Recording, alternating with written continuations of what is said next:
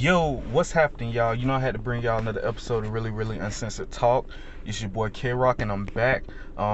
It's been a lot of different things. That's why I haven't really been doing my YouTube videos lately. I've been working constantly. I got a full-time job that I work overnight, and then on top of that, I really don't get much sleep.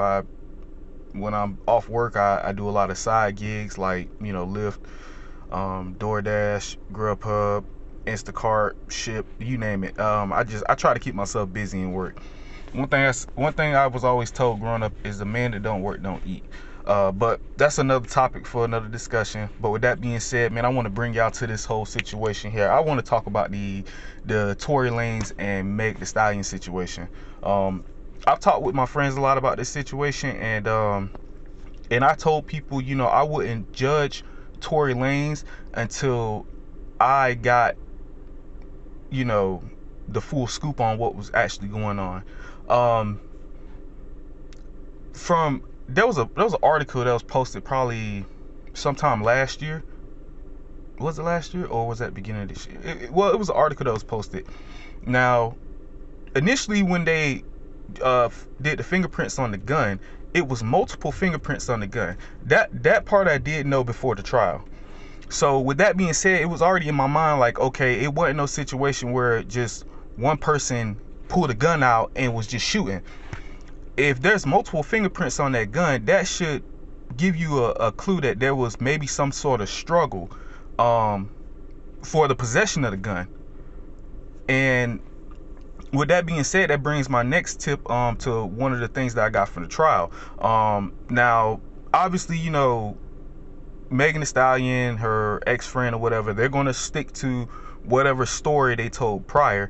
And even it was even said that the Harris lady, she kind of switched up her story a little bit. At one point she said that she saw Tory Lanez as the shooter, and then at another point she said that she didn't know whether he actually had the gun or not. It was blurry or whatever. If it was just three of y'all in the car, it shouldn't be that hard to figure out who grabbed the gun and started shooting people. And to have a witness from Tory's defense team come up and say they saw a woman shooting, that's why Tory Lanez said in his song, we both know what happened that night. So obviously he was trying to tell people, without getting in trouble, because legal things were tying him to not say anything in regards to the case.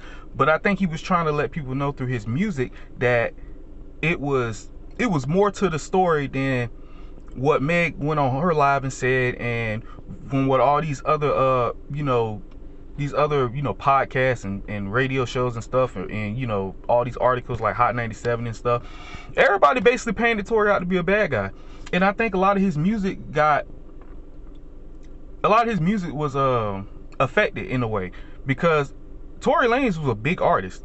If you think about it, and even after the situation, he was still garnering a lot of views. So I believe that if this situation would have never happened, Tory would probably be the hottest, if not one of the hottest artists, in the music game right now.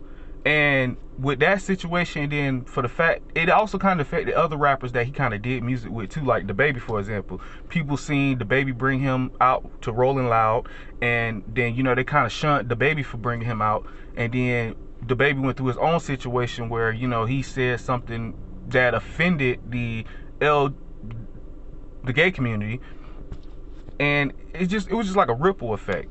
But just going back to the trial, that's why I try to tell people, like, before you get on and comment and judge people or say something about somebody, just look up the facts, read the facts. If you weren't there, then you can't sit there and speak on the situation and say, oh, this happened, and that's why I'm trying to get people to understand, like, even people like us, like, content creators and stuff, we get our views and stuff based on the type of content we bring out. But I always tell you guys, if y'all hear me say something that you feel like is not true, or you have like the information showing me like, hey, this is the actual facts right here, just tell me, because I don't mind correcting myself. I don't mind going back and posting another video and saying, hey, I know I misguided y'all with this, and I said this and that was wrong. that wasn't true. That wasn't correct. You know, this person corrected me, and there's nothing wrong with that. I think everybody has a right to be somewhat constructively criticized. If you guys get what I'm saying. Nobody's perfect. Nobody's 100% right all the time. We try to, me personally, I just try to base my stories and stuff off of facts and stuff that I see. But hopefully this trial will come to an end soon. The truth will come out. At this point, just let the justice system handle it, even though, you know, justice system has shown in the past to fail. Sometimes they succeed, sometimes they fail. I think that is what it is. But I ain't gonna make no more comments on it. Let me know what you guys think about the situation. Let me know if you guys think he really shot her, or let me know if you guys think her friend shot her. Because this is just my personal opinion. I don't think Tory shot Meg Thee Stallion. I think her friend was shooting. Because if you listen to the situation, he was fucking both of them. Let's just put it like that.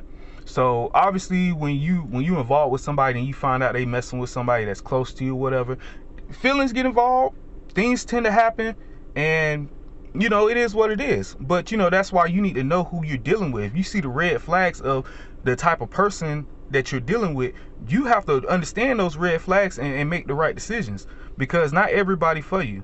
And like even Tory Lanez, you know, he's a rapper. All them rappers be fucking multiple women, you know, and it goes for the women too. A lot of them female rappers and singers and stuff, they be fucking multiple men. They'll date one guy and then two months later be with a whole nother rapper or a singer. You know, it just is what it is. But let me know what you guys think, man. I'm so glad to have talked to y'all about this video, and just let me know what you guys think about it. I have more content coming for you guys soon. Hopefully I get this podcast up and running. I got a couple of candidates that I've broken it down to who I want to do my podcast with, and it's gonna be lit. Listen, my podcast, I talk about nothing but real shit. I don't sugarcoat nothing, and if a person don't like what I say, then it is what it is. But anyway, I love y'all, and I'm gonna get with y'all later, man. Ain't nothing but peace and love from here. Peace out.